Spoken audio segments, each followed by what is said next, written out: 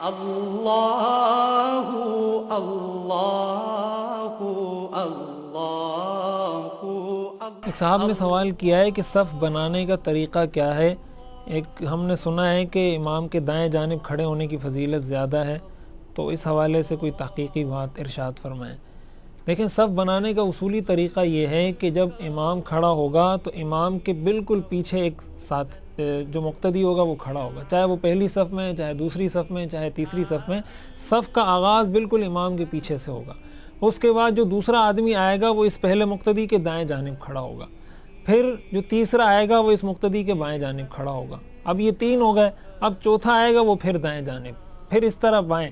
تو ہمیشہ یہ سمجھیں کہ ایک مقتدی دائیں جانب زیادہ ہو، اس طریقے سے پھر جب دوسرا آئے گا وہ بائیں جانب کھڑا ہو جائے گا تو صف برابر ہو جائے گی، پھر اگلا آئے گا تو وہ دائیں جانب کھڑا ہو جائے گا۔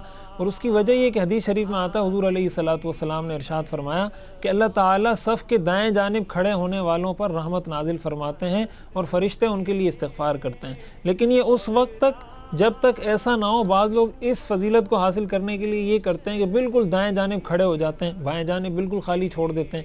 یہ فضیلت اس وقت ہے جب صف بالکل برابر ہو تو آپ دائیں جانب آ کر کھڑے ہو جائیں۔ لیکن اگر آپ کو پتہ ہے کہ دائیں جانب لوگ زیادہ ہیں، ایسی صورت میں آپ کے لیے افضل یہ کہ آپ بائیں جانب آ کر کھڑے ہوں، اس لیے کہ صفوں کو درست کرنا، اس کو اچھے طریقے سے مکمل کرنا یہ نماز کا حصہ ہے۔ تو دائیں جانب کھڑے ہونے کی فضیلت ہے، لیکن اس وقت کہ جب آپ سمجھیں کہ صف برابر ہے، اس لیے میں دائیں جانب کھڑا ہو سکتا ہوں۔ اور صف بنانے کا بہت اہتمام کرنا چاہیے۔ بعض لوگ ایسے ہوتے ہیں کہ مسجد میں داخل ہوئے تو جس گیٹ سے داخل ہوئے اسی سائیڈ میں کھڑے ہو جاتے ہیں، کوئی دائیں جانب سے داخل ہوا تو دائیں جانب سے، کوئی بائیں جانب سے داخل ہوا تو بائیں جانب میں۔ ایسا نہیں کرنا چاہیے، دیکھنا چاہیے کہ بیلنس کس طرف آؤٹ ہو رہا ہے، اس طرف جا کے کھڑے ہوں تاکہ صحیح طریقے سے صف مکمل ہو سکے۔ حدیث شریف میں آتا ہے لَتُسَوُّنَّ صُفُوفَكُمْ أَوْ لَيُخَالِفَنَّ اللَّهُ بَيْنَ وُجُوهِكُمْ، کہ تم اپنی صفوں کو سیدھا کرو، نہیں تو اللہ تعالیٰ تمہارے چہروں کو بدل دے گا، تمہارے چہروں میں مخالفت اور اختلاف پیدا کر دے گا۔ علماء نے لکھا ہے کہ امت میں اختلافات کا ایک بہت بڑا سبب وہ صفوں کو اچھے طریقے سے درست نہ کرنا ہے۔